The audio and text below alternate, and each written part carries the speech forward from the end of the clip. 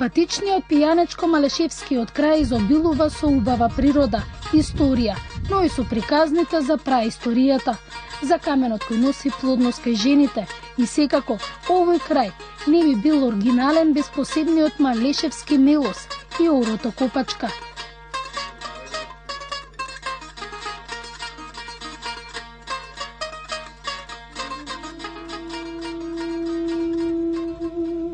Делчево на изглед мало градче, но сите претходно наредени епитети за овој крај се вистински, а ние со големо уживање ги запознавме и ви ги пренесуваме. Денешно Делчево, поранешно Царево село, е градот на царевите, кнезовите и револуционерот Гоце Делчев. Уште од 1350 година, за време на цар Душан, Царево село го носи името се до 1950 година, кога го променува во денешното име Делчево. Делчево го носи името по нашиот револуционер Гоце Делчев, затоа што овој наш револуционер постојано поминувал преку Делчево, одејќи за Софија, Кюстендил, враќајќи се назад во Штип и во Солун. Благодарејќи на тој временски период, Царево село полека и постепено се развива, а општина за прв пат станува 1914 година за време на Балканските војни. Тогаш Делчево имало негде околу 1800 жители, време во кое што поминува било под Пехчево општината и после тоа во 1914 година веќе станува градче од периодот после Првата светска војна, тоа значи од 1918 па до 1940 година, постојано и постепено, градот го добива обликот на денешната чаршија, што ја гледаме сега позади сликата, која што е од 1929 година. Се изградуваат голем број на објекти. Градчето во тогашно време поседувало од немало индустрија, него само занаечиски дуќани, и чаршијата била распространета на овој дел од десната страна на реката Брегалница, додека од левата страна на реката Брегалница немало никакви куќи. После 1930 година веќе се градат првите објекти. Еден од тие објекти, како што рековме, е училиштето, изградено 1930 година, па после тоа се гради собранието и спортската сала Соколаната. И постепено, после 35-та година, се почнуваат делчевчани да го градат Делчево и од другата страна на реката Брегалница. Прачковски со години истражува за Делчево, фотографии и писанија, раскажување за како се живеело во Делчево, што било интересно за градот. За Прачковски најинтересна приказна е за некогашното Корзо.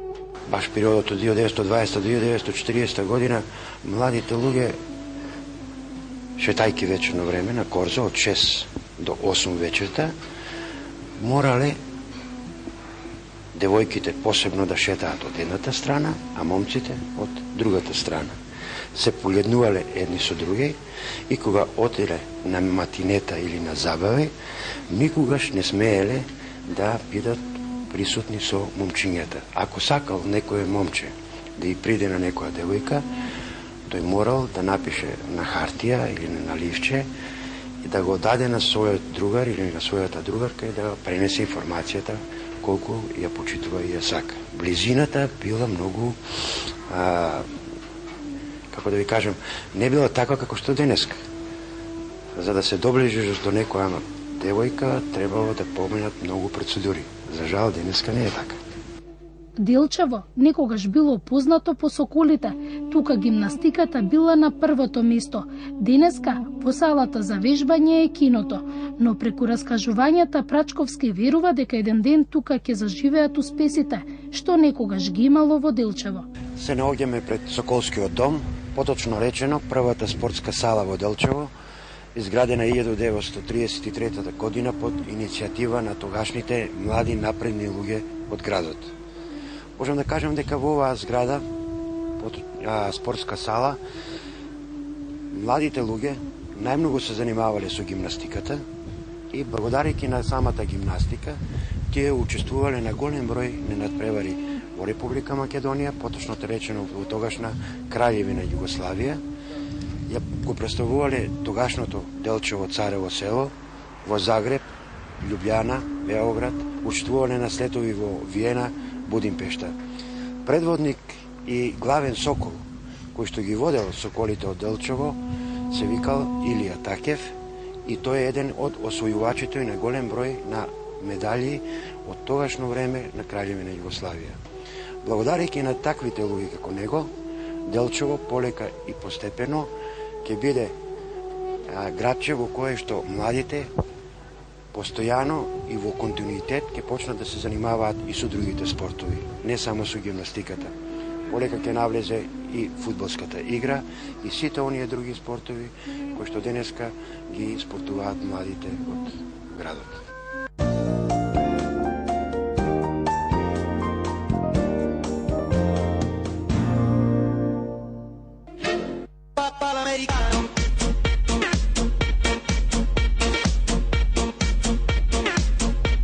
Моја свадба ви најавува. Во стеното издание на Моја свадба, тие двајцата и приватно и професионално се заедно, а музиката ги спојува.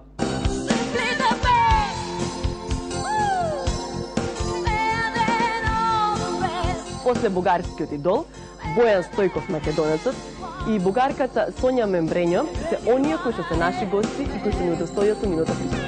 Затоа секвенците на Канал 5 телевизија и новото издание на Моја свадба оваа недела заедно со мене, Ане и Тандеми.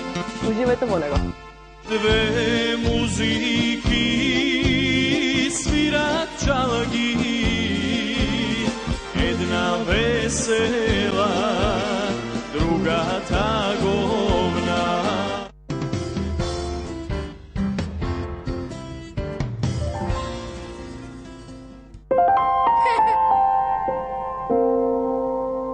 Толку сум среќна што те имам, ти благодарам, а благодарам значи мерси. Мерси, огромен избор. Задоволство е да се избира од уникатна колекција на најпрефината чоколада. Мерси е моето благодарам, мерси за тоа што си ти. Од сега во Скопје постои вистински простор за хокеј и уметничко лизгање. Арена по светски стандарди која може да се користи во текот на целата година. Здравствуйте, меня зовут Андрей Егинин. Я тренер по хоккею с шайбой. Работал в клубе «Спартак Москва» и со многими известными хоккеистами, в том числе с Александром Овечкиным. Приходите на тренировки в спортивный центр Борис Трајковски. Уписите во клуб Y се веќе започнати. Спортски центар Борис Трајковски. Уште еден чекор напред. Сакате традиционално или ултрамодерно уреден дом? Посетете не во изложбениот салон Спачва на улицата Орце Николов 79 и одберете дел од богатата палета на производи изработени од реномирани хрватски и италијански производители по светски стандарди со врвен квалитет. Располагаме со паркети од надалеку познатиот славонски храст, како и внатрешни и сигурносни врати со модерен италијански дизајн од богатата производна програма на Дипорте. Задоволен купувач е нашиот предизвик. Od svoje 30. godine imala sam probleme sa izraženim venama. Kako su godine prolazile, stanje je bilo sve gore i gore. Noge su mi oticale, usporeno sam hodala i zamarala sam se. Videla sam reklamu za Vendoksin kapi i počela sam da ih koristim. Sada mogu reći da sam sve ove tegobe svela na minimum. Bolje se osjećam, ne osjećam više zamor, noge mi ne otiču i uvek su mi tople. Vendoksin kapi preduzeća Alternativa Medika ispoljavaju blagotvorno dejstvo kod gotovo svih poznatih poremećaja u krvnim sudovima. Vendoksin otklanja osjećaje zamora i trnjenja nogu i ruku. Snabdeva tkivo kiseonikom, poboljšavajući protok krvi kroz periferne krvne sudove. Smanjuju mogućnost stvaranja tromba i zaštitno deluju kod dubokih venskih tromboza u periodima posebnog rizika, mirovanja u postelji, traume, stanja posle infarkta, moždanog udara. Povoljno utiču na otklanjanje simptoma izazvanih infarktom, dezorijentisanost, povišena temperatura, osjećaj zamora, glavobolja. Povoljan uticaj imaju na funkciju jetre, detoksikaciju i metabolizam masti, smanjujući koncentraciju triglicerida i holesterola u krvi. Kapi deluju na hemoroide gde utiču na njihovo zarastanje, epitelizaciju i sušenje. Povoljno utiču kod povrede u sportu, tupih povreda, nagnječenja i stanja posle preloma. Zbog svog blagotvornog dejstva na prokrvljenost svih organa, Vendoksin kapi mogu koristiti i potpuno zdrave osobe. Za Vendoksin kapi preduzeća Alternativa Medika saznao sam preko televizije, a počeo sam da ih koristim zbog toga što sam imao strahovite bolove u nogama, vidljivo izražene vene, otežano kretanje. Posle upotrebe od nekoliko meseci bolovi su prestali, vene su se povukle i tako da se ja sada mnogo bolje osjećam. Svako ko ima problema sa venama, preporučio bih da proba jer su jako delotvorne i korisne. Zbog specifičnosti posla kojim se bavim i zbog povećanja telesne težine imala sam problema sa venama. Imala sam jake bolove, otežano sam hodala, cirkulacija je bila na nuli. Saznala sam za Vendoksin kapi i počela sam da ih koristim. Bolovi u nogama su prestali, cirkulacija se poboljšala. Vene su se povukle, hod se jako popravio. Zahvaljujući Vendoksin kapima i Alternativa Medici, problemi su prestali. Pre godinu dana sam imao zakrčenje desne arterije i povećane trigliceride i holesterol u krvi. Posle uzimanja par meseci Vendoksin kapi osjetio sam veliko poboljšanje. Trigliceridi i holesterol su mi se doveli u normalu. Osjećam se mnogo bolje, radim, zamarao sam se, dobio sam boju u licu, bio sam mnogo bled pre toga, tako da mi je mnogo bolje sada. Osjećam se sigurnije uz Vendoksin kapi i nastavit ću dalje da ih koristim, to je sigurno. Korisnik sam proizvoda Vendoksin kapi, koristim ih radi poremećaja krvnih sudova, hemoroida i masnoće u krvi.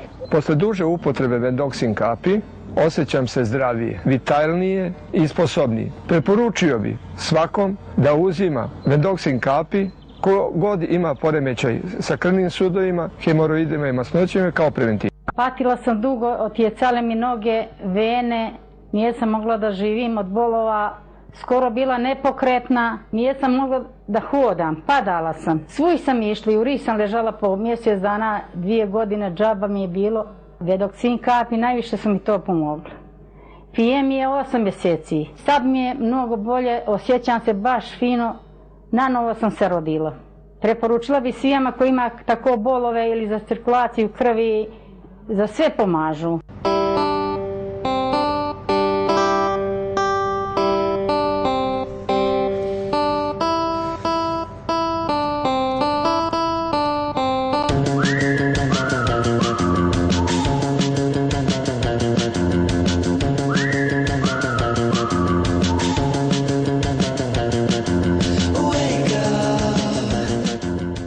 Peugeot 3008, nova vizija za automobil, napredna tehnologija, dostapeno 19.990 evra.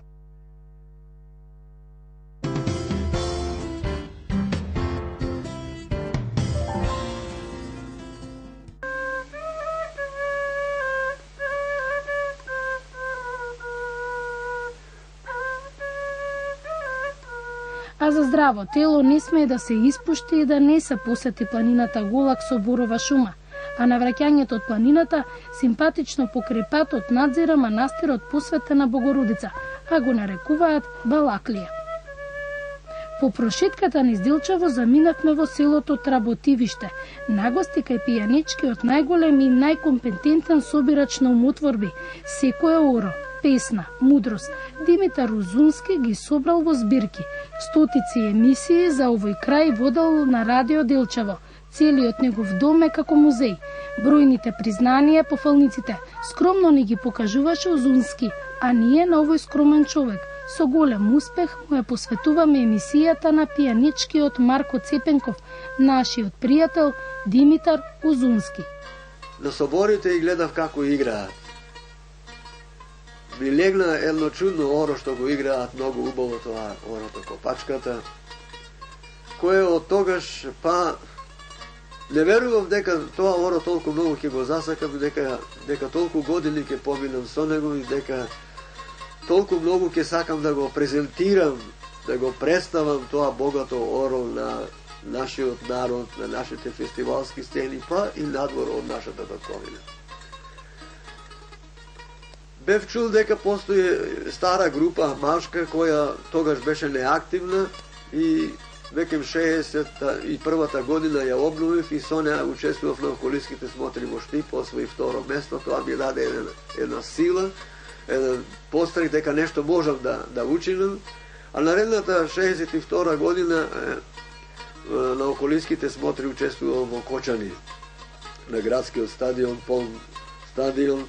И кога влегувавме на стадионот, го забележав Живко Фирфов, наш познат етномузиколог, кој ја сакаше многу групата Копачка и покажуваше на снимателот Ганчо Пајтонџиев, покажуваше еве гледај тие треба да се снимаат и камерата натаму да отиде. Јас имав таа можност како ученик во гимназијата во Бераво на својата 17 годишна возраст 1955 година да сретнам еден собирач на народно творештво за среќа и од друга земја. Тоа беше Билтре Трегруп, која од Копенхаген дојде во Македонија да истражува македонскиот фолклор. И беше кај мојата тетка Даница, која многу убаво знаеше да пее, имаш убав глас и знаеше многу песни. А јас дојдов до прозорот, зашто не пуштаа да се влезе внатре, и гледав како снима таа жена и како ми беше интересно како после од таа направа се слушаше нејзиниот глас. Тогаш за прв пат видов магнетофон и си посакав дали и јас еден ден ќе имам тако нешто кај мене. После 60-та година при еден престој на Ганчо Пајтонџиев во Пијанечко има прилика да се сретнам со него конкретно во моето село и 2 вечери да поминеме заедно во мојот дом. И тука многу зборувавме. Сега имав прилика да го видам магнетофонот лично пред мене. Тоа беа тие стари магнетофони кои користеа железни опруги, жици вместо денешните каиши. Сепак квалитетни снимки и засакав тој дел, а конкретно повеќе повод за собирачката активност ми даде и распишаниот конкурс од страна на Институтот за фолклор, Весникот Просвета за собирање на народно творештво меѓу учениците од Република Македонија. Јас се запатив и со учениците направивме една убава збирка која ја испративме на наградниот конкурс и таа збирка беше наградена со прва награда на овој конкурс. И јас и училиштето ја добивме првата републичка награда. Училиштето доби телевизор, а бидејќи имавме телевизор, седовме библиотека во вредност на телевизорот. И повод конкретен за уште поголема активност даде директорот на Институтот за фолклор, доктор Блаже Ристовски, кој ме замоли да постанам надворешен соработник на Институтот за фолклор.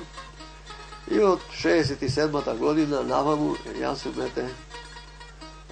собираш на народниот фолклор, посебно во Пијанец. Иако голем дел од неговите дела не се објавени, тој продолжува со неговиот труд. Мислам, ако ништо не забележам, преку денот мислам дека денот ми е изгубен. И само една единствена поговорка да забележам, значи дека денот ми бил успешен, сепак нешто сум забележал и оставил. Ова тука што го гледате е големо народно богатство. Прво, мојата работа после продолжува и во соработката со Македонското радио и телевизија, соработката со локалното радио Делчево, за кое имам направено над 400 емисии и добиено 5 врвли награди и признанија на надпреварот на Сдружените радиостаници на Македонија. Да добиете прва награда во споредба со едно радио Битола, радио Прилеп, да се надпреварувате во тој ранг, во едно радио Делчево со една таква техника. Сепак, тоа беа големи успеси кои радува, а јас ја прифатив работата на таа емисија заради тоа што со неа доаѓав до нови материјали. луѓето доаѓа, се интересира, сакаат да кажуваат, доаѓа, забележував и народни приказни, легенди, кажувања и многу работи дознав за пијанечките населби од подготувањето на таа емисија. Потоа имам учествувано во филмот Живата книга за Македонијата, документарен филм, многу убав филм, со францускиот поет Пиер Беарн од Париз, кој беше голем познавач на македонската историја и голем љубител на фолклорот. И кога видели како играме, целиот беше задоволен и изненаден. Ние имавме таа прилика заедно со него да се почестиме во тоа се случи во Трпејца во Охрид. Одовде од Тработимиште имам учествувано на многу надпревари, на многу фестивали во татковината и надвор од него, секаде кај што треба да се представи изворниот фолклор, кај што е презентирање на изворниот фолклор и можам да кажам дека со групата Копачка од село Драмче секој пат сме биле пример за тоа, посочени како пример за тоа како треба да се легува и како треба на сцената да се презентира македонскиот изворен фолклор. Оваа година после неколку години пауза ќе земеме учество на Републичкиот фестивал Илинденски денови во Битола, после од 98 година кога го освоивме првото место на фестивалот. Ова ќе ни биде прво тогаш после тој настап учество на фестивалот. Што се е сонце, море со прелоле лила, средиле во предоблак. Узунски не дочека и испрати со песна, а ние продолживме во овој крај.